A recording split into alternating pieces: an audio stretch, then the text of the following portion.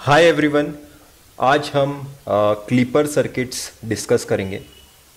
और clipper circuits होता क्या है, डायोड्स को ही एक तरीके से यूज़ किया जाता है ताकि हम इनपुट का एक पर्टिकुलर सेक्शन क्लिप कर सकें या फिर कट कर सकें। तो मैं आपको एग्जांपल के बेसिस पे समझाता हूँ। वन ऑफ द एग्जांपल है क्लिपर सर्किट हमेशा ऐसा करेगा ऐसा नहीं है, उसे किसी भी तरह से यूज़ किया जा सकता है। जैसे अगर आप एज्यूम करो कि ये आपका एक इनपुट सिग्नल है और आप चाहते हो आपके सर्किट में पॉजिटिव हाफ साइकिल ना मिले आउटपुट पे, और आप चाहते हो सिर्फ आपको नेगेटिव हाफ साइकिल मिले आपके आउटपुट पे। अगर आप ये वाला इनपुट सिग्नल एक पर्टिकुलर क्लिपर सर्किट को दोगे, जो हम आगे आने वाले लेक्चर्स में डिस्कस करेंगे, तो डेफिनेटली आपको सिर्फ नेगेटिव हाफ साइकिल मिलेगी और पॉजिटिव हाफ साइकिल क्लिप हो जाएगी। तो इन सर्किट्स में जो हम चीज़ें यूज़ करते हैं वो रेजिस्टर्स यूज़ करेंगे और डायोड्स यूज़ करेंगे, और इन दोनों के हेल्प से हम ये दो चीज़ें अचीव कर सकते हैं, क्लिपिंग ऑफ वेवफॉर्म। तो आपस से एक चीज़ मैं आपके साथ रिवाइज कराना चाहता हूँ, जो है आइडियल डायोड। आइडियल डायोड होता कैसा है, एक P side followed by N side, और उसके अक्रॉस करंट कुछ आई फ्लो होता है और उसके अक्रॉस कुछ वोल्टेज मैंने वी डी अप्लाई किया है। ये डायोड दो ही केसेस में क्लासीफाई हो सकता है, एक तो ये फॉरवर्ड बायस हो सकता है या फिर ये रिवर्स बायस हो सकता है। फॉरवर्ड बायस के केस में मैं इसे कैसे बता सकता हूँ कि ये डायोड फॉरवर्ड बायस कब है। सिंपल सा बता दो कि इस डायोड में current greater than zero flow हो रहा है, तो आप बता सकते हो कि आपका डायोड फॉरवर्ड बायस है। या फिर बता दो आपके डायोड में करंट लेस देन और इक्वल टू फ्लो हो रहा है, तब आप बता सकते हो कि आपका डायोड रिवर्स बायस है। बहुत ही सिंपल क्लासिफिकेशन है, forward biasing of diode, reverse biasing of diode. तो अभी हम अपने क्वेश्चन सॉल्व करते हैं, और मैं एक एक क्वेश्चन आपके सामने बनाऊंगा और आपके सामने ही वो सारे क्वेश्चन सॉल्व करूंगा। तो मैं स्टेप बाय स्टेप डिफ़िकल्टी बढ़ाऊंगा क्वेश्चंस की। तो मैं सबसे पहले एक इनपुट वोल्टेज ले रहा हूँ, जो एसी वोल्टेज होगा,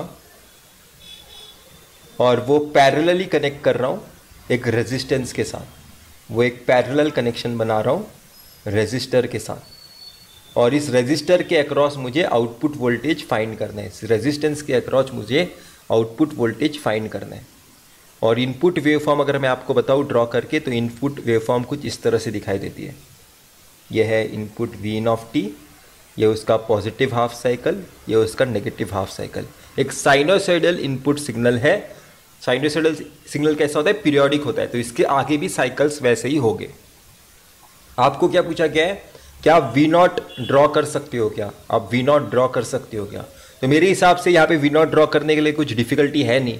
आप देखोगे आपका डायरेक्ट वी नॉट इनपुट को ही कनेक्टेड है। क्यों, ये वाला ब्रांच ये वाले ब्रांच के साथ पैरेलल कनेक्शन बनाता है। तो अगर आप रेजिस्टेंस के अक्रॉस वोल्टेज निकालना चाहते हो, तो वो सेम वोल्टेज होगा इनपुट वोल्टेज, क्योंकि वो दोनों ब्रांचेस पैरेलल है एक दूसरे को। इसलिए इस केस में आप क्या बता सकते हो कि आपका output voltage is exactly equal to input voltage. तो अगर आपको इसके ही नीचे ड्रॉ करना है, तो अगर आपको इसके ही नीचे ड्रॉ करना है आपका आउटपुट वोल्टेज, तो वो एग्जैक्टली कैसे आएगा मैं आपको बताता हूँ। वो एग्जैक्टली सेम एम्पलीट्यूड के साथ होगा, विदाउट एनी क्लिपिंग। सेम तरीके से वो रेप्लिकेट करेगा इनपुट को।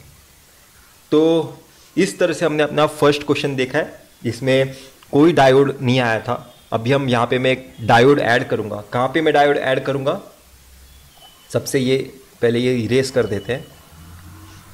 तो मैं डायोड इस ब्रांच में ऐड करूँगा, मैं डायोड इस ब्रांच में ऐड करूँगा। तो मैंने एक डायोड यहाँ पे ऐड किया है, और अभी आपको मैं पूछूंगा आपका आउटपुट वेवफॉर्म आपको कैसे मिलेगा, आपको आपका आउटपुट वेवफॉर्म कैसे मिलेगा। तो इस क्वेश्चन को सॉल्व करने का तरीका बता देता हूँ, बहुत ही सिंपल है, कुछ डिफ़िकल्ट नहीं है। और इस डायोड को आइडियल डायोड समझो। इनफैक्ट जितने भी क्वेश्चंस मैं आज इस लेक्चर में डिस्कस करूँगा, उन सारे क्वेश्चंस में आपको डायोड आइडियल समझना है। तो देखो, मेरे हिसाब से या फिर किसी के भी हिसाब से डायोड दो तरीके से क्लासीफाई हो सकता है बेस्ड ऑन बायसिंग। एक तो वो फॉरवर्ड बायस हो सकता है या तो वो रिवर्स बायस हो सकता है। ठीक है, तो अगर ये डायोड फॉरवर्ड बायस होगा तो वो सर्किट कैसे दिखेगा, बना दो। अगर वो डायोड फॉरवर्ड बायस है तो वो सर्किट कुछ इस तरह से दिखाई देगा, राइट।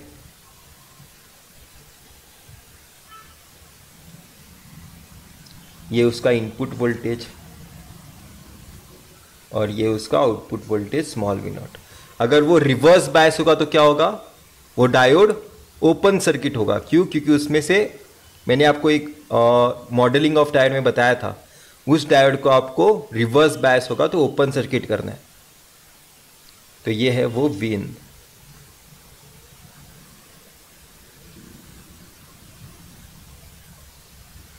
और ये है वो वी नॉट।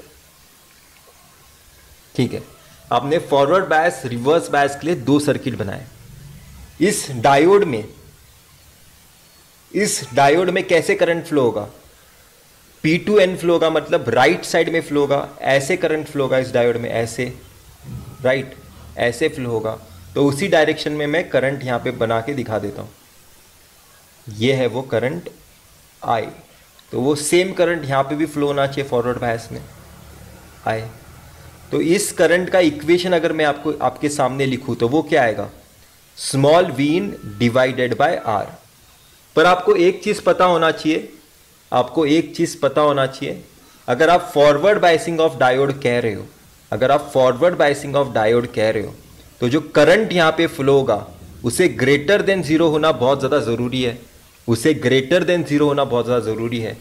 तो ये वाले इक्वेशन में अगर करंट ग्रेटर देन जीरो होना चाहिए, आर पहले से ग्रेटर देन जीरो है, तो मेरे वीन को ग्रेटर देन जीरो होना पड़ेगा, तभी मेरा करंट भी ग्रेटर देन जीरो होगा।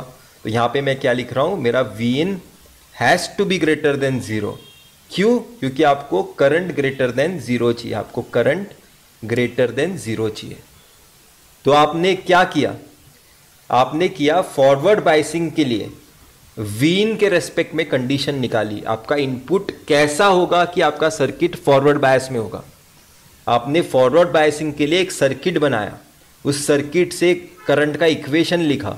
फिर आपको पता था अगर ये फॉरवर्ड बायस है तो करंट ग्रेटर देन जीरो होना चाहिए, तो ग्रेटर देन जीरो के हिसाब से वीन ग्रेटर देन जीरो होना चाहिए।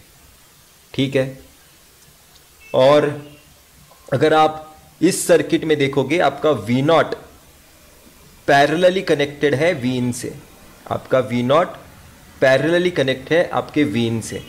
अगर आपका वी नॉट पैरेलली कनेक्टेड है वीन से तो आपको क्या करना होगा, वी नॉट की वैल्यू क्या आएगी, वापस से वी नॉट की value exactly equal to V in आएगी।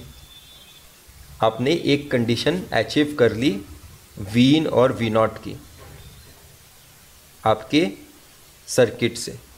अभी आपको क्या करना है, रिवर्स बायसिंग वाला केस देखना है। ये वाला सेम इक्वेशन, ये वाला इक्वेशन रिवर्स बायसिंग के लिए भी लिख लो, I is equal to V in divided by R. Reverse biasing में होता क्या है सर, रिवर्स बायसिंग में करंट एक तो लेस देन जीरो होना चाहिए या फिर इक्वल टू जीरो होना चाहिए। तो आपका ये वाला करंट लेस देन जीरो कब होगा, जब आपका इनपुट लेस देन जीरो होगा। और ये वाला करंट इक्वल टू जीरो कब होगा, जब इनपुट इक्वल टू जीरो होगा। इसलिए मैं यहां पे वापस से वो वाला लिख लेता हूं, मेरा वीन लेस देन जीरो होना चाहिए, तब मुझे करंट लेस देन जीरो मिलेगा, और मेरा वीन इक्वल टू जीरो होना चाहिए, तब मुझे करंट इक्वल टू जीरो मिलेगा। तो मैंने किया क्या सर, मैंने इनपुट का ऐसा कंडीशन निकाला जो मुझे रिवर्स बायसिंग दे सकता है। रिवर्स बायसिंग में क्या होता है, मेरा current less than equal to zero होना चाहिए डायोड में, और less than equal to zero कब मिलेगा, जब मेरा input less than equal to zero होगा। मैंने अचीव किया है, मैंने देखा, मैंने इस इक्वेशन की हेल्प से समझा मेरा input less than equal to zero होना चाहिए मेरे current less than equal to zero मिलने के लिए। तो मैं होप कर रहा हूं आपको ये चीज समझ में आई होगी। अब इस रेजिस्टेंस में से अगर आप देखोगे, कौन से रेजिस्टेंस में से, ये वाले रेजिस्टेंस में से कोई करंट फ्लो नहीं हो रहा है, तो आउटपुट वोल्टेज कितना होगा, जीरो होगा। आपका आउटपुट वोल्टेज 0 है। तो आपने दो कंडीशंस दो केसेस में से निकाल लिए, एक फॉरवर्ड बायस केस में से और एक रिवर्स बायस केस में से। अभी आपको सिंपली यहाँ पे ये प्लॉट करना है। कैसे प्लॉट करेंगे मैं आपको बताता हूँ। वीन ग्रेटर देन 0, ये वाली कंडीशन देखो, फर्स्ट कंडीशन देखो। For V in greater than 0 means मेरा इनपुट जब पॉजिटिव हाफ साइकिल है, तब आप क्या बता रहे हो, आपका output exactly equal to V in होगा, V naught exactly equal to V in. तो वो मैंने यहां पे वैसे के वैसे ड्रॉ कर दिया। और जब आपका इनपुट, ये वाली कंडीशन देखो, second condition, V in less than equal to 0, मतलब आपका जब इनपुट नेगेटिव हाफ साइकिल है, तब क्या आपको कंडीशन मिला है, तब आपको कंडीशन मिला है कि आपका आउटपुट एग्जैक्टली इक्वल टू 0 होगा। तो आप देख सकते हो किस तरह से हमने क्या किया, हमने सिर्फ पॉजिटिव हाफ साइकिल को ट्रांसफर किया अपने आउटपुट में और आपके नेगेटिव हाफ साइकिल को, और आपके नेगेटिव हाफ साइकिल को क्लिप कर दिया आपके आउटपुट से। तो इसलिए इस सर्किट का नाम दिया गया है क्लिपर सर्किट। अब हम क्या करेंगे मैं आपको बताता हूं। ये सारा पहले इरेज कर देता हूं। अब मैं आपको बताता हूं ये डायोड का डायरेक्शन अगर मैं चेंज करूंगा तो क्या होगा। इस डायोड का डायरेक्शन अगर मैं चेंज करूंगा तो क्या होगा। ठीक है, डायोड का डायरेक्शन हमें चेंज करना है। ये सब इरेज कर देते हैं। ठीक है, तो डायोड का डायरेक्शन चेंज करके बनाता हूं। अब डायोड ऑपोजिट डायरेक्शन में देख रहा है। अगर ये डायोड ऑपोजिट डायरेक्शन में, तो इसका जो करंट पे मैं इंटरेस्टेड रहूंगा उसका डायरेक्शन भी चेंज होगा। करंट का डायरेक्शन भी मैंने चेंज किया है। ठीक है, अगर करंट का डायरेक्शन आपने चेंज नहीं किया, आपको पता होना चाहिए डायोड में करंट कैसे फ्लो होता है, P2N। ठीक है, P2N। तो वापस से इस क्वेश्चन को कैसे सॉल्व करेंगे देखते हैं। डायोड के दो ही केस हो सकते हैं, एक तो वो फॉरवर्ड बायस हो सकता है या फिर रिवर्स बायस हो सकता है। तो यहाँ पे फॉरवर्ड बायस वाला केस मैं सॉल्व करूँगा और यहाँ पे मैं रिवर्स बायस वाला केस सॉल्व करूँगा। फॉरवर्ड बायस में क्या करना होता है, डायोड को शॉर्ट सर्किट करना होता है। डायोड को शॉर्ट सर्किट करके पहले एक सर्किट बनाते हैं। मेरे सारे क्वेश्चन को सॉल्व करने का स्टेप्स सेम होगा। ठीक है, सारे क्वेश्चंस को मैं सेम स्टेप्स के साथ सॉल्व करूँगा। तो ये रहा वो रेजिस्टेंस और ये रहा वो इनपुट वोल्टेज वी इन। करंट कैसा फ्लो हो रहा है, अभी इस डायरेक्शन में फ्लो हो रहा है आई। और रिवर्स बायस में भी आप सर्किट बना सकते हो, रिवर्स बायस में भी सर्किट बना दो। ये आपका इनपुट वोल्टेज है वी इन और आपका डायोड ओपन सर्किट हो जाता है रिवर्स बायस में। यह है रेजिस्टेंस R और यह है आपका V नॉट। तो देखो इस करंट के लिए अगर इक्वेशन निकालना है, अगर आप इस करंट के लिए इक्वेशन निकालोगे तो कैसा होगा, minus V in by R आएगा इस बार, minus V in divided by R. पर आपको क्या पता है फॉरवर्ड बायस में होता क्या है, आपको क्या पता है, फॉरवर्ड बायस में मुझे पता है कि मेरा जो करंट होता है वो ग्रेटर देन 0 होता है। अगर आप चाहते हो कि आपको करंट ग्रेटर देन 0 आए तो इस इक्वेशन के हिसाब से, इस इक्वेशन के हिसाब से आप क्या बोल सकते हो कि आपका V in has to be less than 0, तभी तो नेगेटिव नेगेटिव पॉजिटिव होगा। तो मतलब मैंने क्या देखा, अगर मैं चाहता हूं कि मेरा डायोड फॉरवर्ड बायस रहे तो मेरा करंट ग्रेटर देन 0 होना पड़ेगा। करंट ग्रेटर देन 0 होने के लिए मैंने वीन को नेगेटिव वैल्यूज लेने होंगे, इसलिए मैंने लिखा V in should be less than 0, V in should be less than 0। तो इस कंडीशन के हिसाब से अगर आप आउटपुट वोल्टेज कैलकुलेट करोगे तो क्या आएगा, देख सकते हो आउटपुट डायरेक्टली पैरेलली कनेक्टेड है इनपुट से। तो आपका आउटपुट आएगा V naught is equal to V in, V naught is equal to V in. तो इस कंडीशन को जो हमने अचीव किया है उसे बॉक्स में डालते हैं। हमने फॉरवर्ड बायस का केस सॉल्व कर लिया। अब हमें रिवर्स बायस का केस सॉल्व करना है, हमें रिवर्स बायस का केस सॉल्व करना है। तो रिवर्स बायस के लिए भी करंट का इक्वेशन पहले वाले में से यहाँ पे लिख लेते हैं, minus V in divided by R. तो देखो रिवर्स बायसिंग में होता क्या है, रिवर्स बायसिंग में होता क्या है, रिवर्स बायसिंग में मैं एक्सपेक्ट करता हूं, बी अच्छे से लिखते हैं, रिवर्स बायसिंग में मैं एक्सपेक्ट करता हूं, रिवर्स बायसिंग में मैं एक्सपेक्ट करता हूं कि आपका करंट लेस देन और इक्वल टू जीरो होना चाहिए। आपके करंट की अगर आप इक्वेशन देखोगे तो वो पहले से ही नेगेटिव है। अगर आप नेगेटिव करंट चाहते हो तो आपके इनपुट वोल्टेज वी इन को पॉजिटिव होना पड़ेगा। आप एक्सपेक्ट कर रहे हो कि आपका करंट नेगेटिव होना चाहिए, पर इक्वेशन पहले से नेगेटिव है, तो वी इन को पॉजिटिव होना पड़ेगा। इसका मीनिंग क्या है?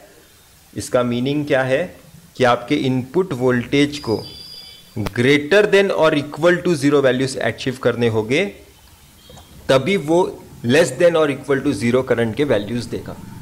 ठीक है, और इस केस के हिसाब से इस रेजिस्टेंस में जीरो करंट फ्लो हो रहा है, तो आपका आउटपुट वोल्टेज जीरो होगा। इस सर्किट के हिसाब से आपके इस वाले रेजिस्टेंस में, रिवर्स बायस वाले केस में जो सर्किट ड्रॉ किया ओपन सर्किट का,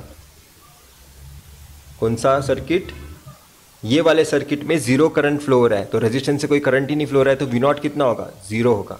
तो वही मैंने यहाँ पे लिखा हुआ है, और अभी हम इस केस को बॉक्स में डालेंगे।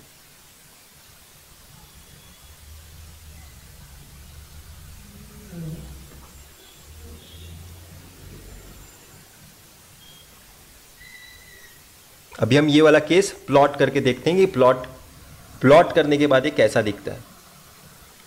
तो ये है वो टाइम का एक्सिस और ये है आउटपुट वी नॉट। तो देखो ये वाला केस बनाते हैं जब वीन लेस देन जीरो है, जब वीन लेस देन जीरो है। लेस देन जीरो मीन्स कौन सा cycle? Less than zero means negative cycle. Less than zero means negative cycle. जब आपका इनपुट नेगेटिव है तब आपका आउटपुट कैसे बनाना है? एग्जैक्टली इनपुट जैसा बनाना है। तो मैंने एग्जैक्टली आउटपुट इनपुट जैसा बनाया, V naught is equal to V in. चलो मेरा पहला वाला केस मैंने ड्रॉ कर दिया। अब ये वाला केस बनाते हैं, रिवर्स बायसिंग के लिए जो यहाँ पे लिखा है वो बनाते हैं। जब V in greater than equal to zero होगा, इसका मीनिंग क्या है? जब V in greater than equal to zero कौन सा? Positive half cycle. तो पॉजिटिव हाफ साइकिल में मैंने क्या देखा? जब V in greater than equal to zero है तब आपका आउटपुट क्या आता है? जीरो आता है। आपका आउटपुट जीरो आता है। तो आप देख सकते हो इस वाले केस में हमने नेगेटिव साइकिल पास की है। इस वाले केस में हमने नेगेटिव साइकिल पास की है। अब मैं आपके सामने कौन सा क्वेश्चन सॉल्व करूंगा बताता हूं। मैं इस डायोड को यहां पे कनेक्ट करूंगा और इस रेजिस्टेंस को यहां पे कनेक्ट करूंगा और देखूंगा कि मेरा सर्किट किस तरह से डिफरेंट बिहेव करता है। ठीक है, तो अभी मैं यहाँ पे फटाफट इरेज करता हूँ और वो सर्किट बनाता हूँ, या फिर हम नेक्स्ट स्लाइड में भी बना सकते हैं, कोई प्रॉब्लम नहीं है। हमें कैसा सर्किट बनाना है? एक इनपुट, यह है वी इन, और यहाँ पे रेजिस्टेंस बनाना है इस बार मेरे को, और यहाँ पे डायोड, और यहाँ पे डायोड के अक्रॉस में small V nought output voltage measure कर रहा हूँ। ये एक आइडियल डायोड है, वापस से बता रहा हूँ, ये आइडियल डायोड है। इनफैक्ट ये सारे क्वेश्चन जो आज इस लेक्चर में मैं सॉल्व करूँगा वो आइडियल डायोड के ही सॉल्व करूँगा। यह है टाइम, यह है इनपुट वोल्टेज वी इन। तो इनपुट वोल्टेज कुछ इस तरीके का है जो ज़ीरो से स्टार्ट होता है, और अभी आपको आउटपुट वोल्टेज इसके लिए ड्रॉ करना है, स्मॉल वी नॉट आपको इसके लिए ड्रॉ करना है। तो देखो इस केस को भी कैसे सॉल्व करेंगे। आपका कोई भी डायोड दो तरीके से ही क्लासीफाई हो सकता है बाइसिंग के बेसिस पे। वो दो तरीके के ही कॉम्बिनेशन दे सकता है। एक तो वो बता सकता है कि वो फॉरवर्ड बायस है, या फिर वो आपको बता सकता है कि वो एक रिवर्स बायस है। फॉरवर्ड बायस में होगा क्या कि आपका डायोड शॉर्ट सर्किट होगा। फॉरवर्ड बायस में होगा क्या कि आपका डायोड शॉर्ट सर्किट होगा। तो शॉर्ट सर्किट बना दो।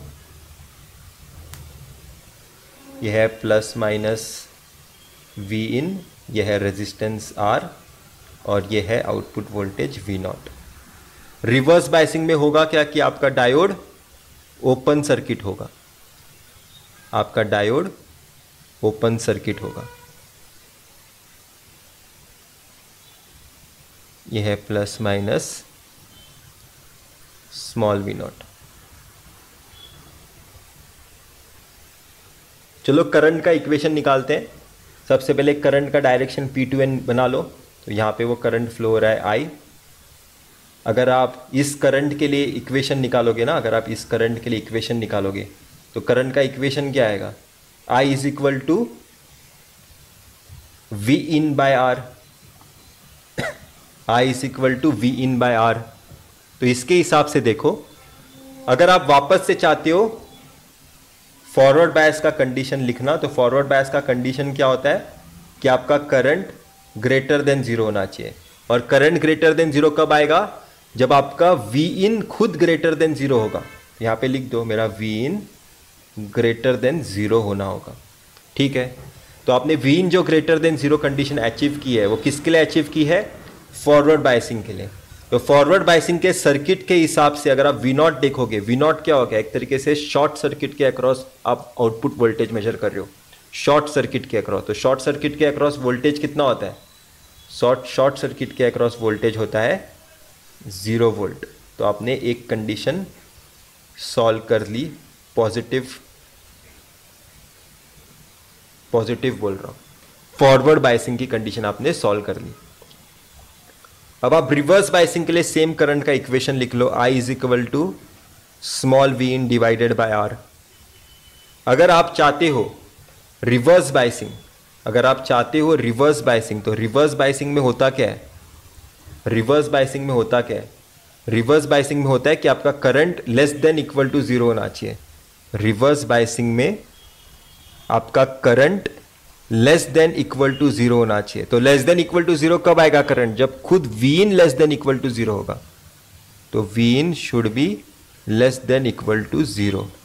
और इस केस के हिसाब से आप देखोगे इस रेजिस्टेंस में से ओपन सर्किट होने के कारण जीरो करंट फ्लो हो रहा है। तो आप देख सकते हो कि आपका आउटपुट डायरेक्टली कनेक्टेड है आपके इनपुट से। ऐसे केस में होगा क्या कि आपका आउटपुट एग्जैक्टली इक्वल होगा आपके इनपुट से। ठीक है, तो ये दोनों केसेस प्लॉट करते हैं वहां पे। ये V नॉट जीरो से स्टार्ट हो रहा है। जब मेरा इनपुट ग्रेटर देन जीरो है, मतलब पॉजिटिव हाफ साइकिल, जब आपका इनपुट ग्रेटर देन जीरो है, तब आपने देखा क्या?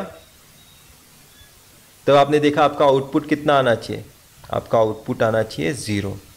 जब आपका input less than equal to zero है, मतलब नेगेटिव हाफ साइकिल, आपका input less than equal to zero, तो आपका आउटपुट कितना आया? इक्वल टू V इन।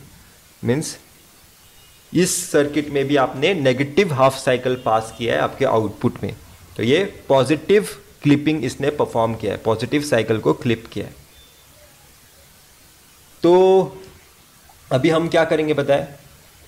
अभी मैं क्या करूंगा, इस डायोड के यहाँ पे, इस डायोड के ब्रांच में यहाँ पे एक वोल्टेज कनेक्ट करूँगा। ठीक है, यहाँ पे ही हम मेरे हिसाब से या फिर नेक्स्ट स्लाइड में ही करता हूँ। मैं क्या करना चाहता हूँ, सेम डायग्राम मैं बनाऊंगा। इनपुट वोल्टेज और यहाँ पे रेजिस्टेंस और यहाँ पे एक डायोड था। यहाँ पे क्या करूँगा, एक मैं DC वोल्टेज अप्लाई कर रहा हूँ, 3 वोल्टेज। और अभी मुझे मेजर करना है output voltage small V not. तो इस क्वेश्चन को हमें सॉल्व करने की कोशिश करनी है।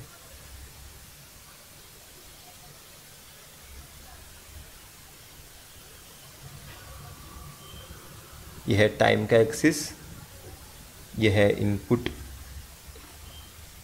वोल्टेज का एक्सिस, यह है 0, यह है टाइम t, और यहाँ पे आप V नॉट मेजर करोगे। तो सबसे पहले मैं 3 वोल्टेज का भी एक लाइन यहाँ पे ड्रॉ कर देता हूँ।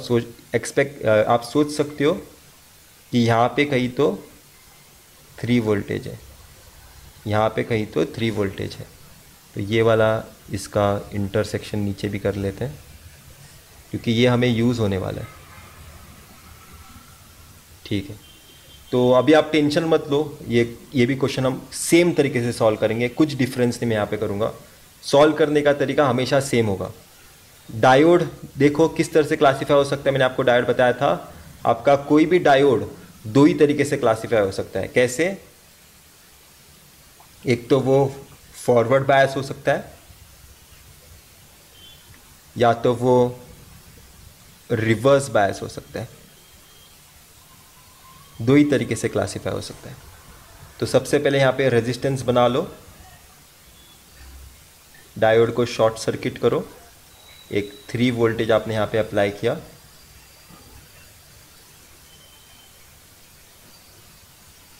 और ये है V0, और ये है 3 वोल्टेज, ये है R, ये है इनपुट वोल्टेज स्मॉल v। आपका करंट का डायरेक्शन कैसा है? नीचे की तरफ आए, क्योंकि करंट कैसा फ्लो होता है? P2N, करंट हमेशा P2N फ्लो होता है। और रिवर्स बाइसिंग के लिए भी सर्किट आप बना के रख सकते हो। यह है रेजिस्टेंस R, यह है इनपुट वोल्टेज स्मॉल v इन। अगर आप देखोगे, मुझे एक्चुअल में रिवर्स बाइसिंग के लिए सर्किट अगर मैं नहीं बनाऊंगा तो भी कुछ ज़्यादा फ़र्क नहीं पड़ता एक्चुअल में, क्योंकि आप पॉजिटिव हाफ से फॉरवर्ड बाइसिंग का टोटल ऑपोजिट कंडीशन ही आ जाता है रिवर्स बाइसिंग में। तो अगर आप गेट में, अगर आपको सिंप्लीफाइड क्वेश्चन बहुत आ रहा है, अगर आप सर्किट ड्रॉ किए बिना भी आपका काम चल सकता है, तो नहीं बनाना है। ये तो मैं एक्सप्लेन करने के लिए आपको बना रहा हूँ, ठीक है? तो आप सबसे पहले अभी इस क्वेश्चन को सॉल्व करते हैं, बाद में मैं आपको थोड़ा ज्ञान दूंगा। करंट आई की वैल्यू निकालो। करंट आई की वैल्यू क्या होगी? करंट आई की वैल्यू होगी I is equal to V minus 3 divided by R, ठीक है?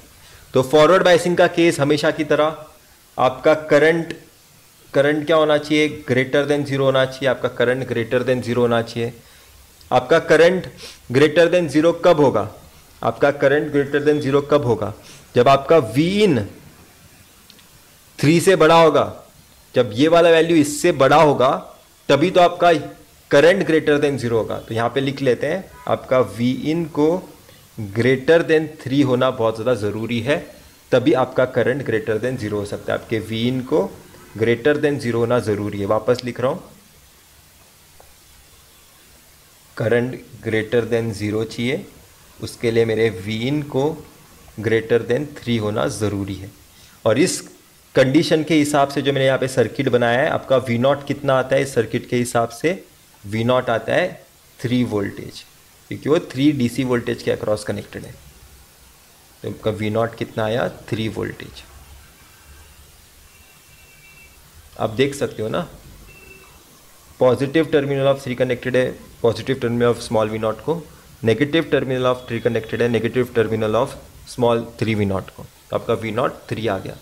चलो अभी हम रिवर्स बाइसिंग वाला केस देखते हैं। जब यहाँ पे एक करंट का इक्वेशन लिख लेते हैं सबसे पहले, small V in minus 3 divided by R। तो आपका करंट आपको कैसा चाहिए? आपको करंट कैसा चाहिए रिवर्स बाइसिंग में? लेस देन इक्वल टू 0 चाहिए। तो लेस देन इक्वल टू 0 कब आएगा? जब आपका V इन खुद 3 से छोटा होगा। आपका V इन खुद 3 से छोटा होगा, लेस देन इक्वल टू 3। जब लेस देन 3 है तब करंट नेगेटिव मिलेगा, जब इक्वल टू 3 है तब करंट 0 मिलेगा, जो मैं यहाँ पे डिमांड कर रहा हूँ। Current less than equal to 0। Less than कब? जब V in less than 3। Equal to 0 कब? जब V इन इक्वल टू 3। तो इस केस के हिसाब से आप देख सकते हो, इस ब्रांच में जो मैंने सर्किट बनाया है कोई करंट फ्लो नहीं होने वाला है। तो मतलब इस सर्किट में एक्चुअल में कोई करंट फ्लो नहीं होगा। तो ये पूरा एक शॉर्ट सर्किट पार्ट समझ सकते हो। मेरा इनपुट डायरेक्टली कनेक्टेड है मेरे आउटपुट से, इसलिए मेरा जो आउटपुट यहाँ पे मेरे को मिलेगा वो होगा एग्जैक्टली इक्वल टू इनपुट। जो मुझे आउटपुट मिलेगा वो एग्जैक्टली इक्वल टू इनपुट होगा, ठीक है? मेरा output exactly equal to input है। इसे बॉक्स में डालो। अभी हमें सिर्फ सिंपली इसे प्लॉट करना है। तो चलो, जब मेरा V इन ग्रेटर देन 3 है, जब मेरा V इन ग्रेटर देन 3 है, V इन ग्रेटर देन 3 मतलब कौन सा सेक्शन, ये मुझे अभी आपको बताना है। V इन ग्रेटर देन 3 मतलब कौन सा सेक्शन? ये वाला सेक्शन। जितना मैं यहाँ पे हाईलाइट कर रहा हूँ सिर्फ उतना सा ही सेक्शन ग्रेटर देन 3 है वीन का, ठीक है। ये ऊपर वाला हिस्सा ही ग्रेटर देन 3 है, ठीक है, इतना ही हिस्सा ग्रेटर देन 3 है। लेज़र से ही बताता हूँ, सिर्फ इतना सा ही हिस्सा आपका वीन ग्रेटर देन 3 है। तब आपको क्या करना है, आपका आउटपुट एग्जैक्टली इक्वल टू 3 लिखना है, आपका आउटपुट एग्जैक्टली इक्वल टू 3 लिखना है। तो चलो यहाँ पे बना लेते हैं। मैं एक्सपेक्ट कर रहा हूँ कि यहाँ पे कुछ 3 वाला लाइन होगा आउटपुट का एम्पलीट्यूड। आपका आउटपुट का एम्पलीट्यूड यहाँ पे किसी एक्सिस पे 3 होगा और ये 0 है। तो तब जब वीन ग्रेटर देन 3 है तो आपका आउटपुट क्या मिल रहा है, एग्जैक्टली इक्वल टू 3। इतने पर्टिकुलर एरिया में आपका आउटपुट एग्जैक्टली इक्वल टू 3 है। चलो हो गया ये प्लॉट करके। अब दूसरा वाला केस देखते हैं, जब V in less than equal to 3 है। जब V in less than equal to 3, ये वाला कौन सा कंडीशन है, जब V in less than equal to 3, ये वाला, ये सब वैल्यूज़ लेस देन 3 है, ये सब वैल्यूज़ लेस देन 3 है, ये सारे वैल्यूज़ क्या है, लेस देन 3। इस केस में आपको क्या करना है, आपका output exactly equal to V in लिखना है। तो इसे एग्जैक्टली इक्वल टू वीन बना देते हैं।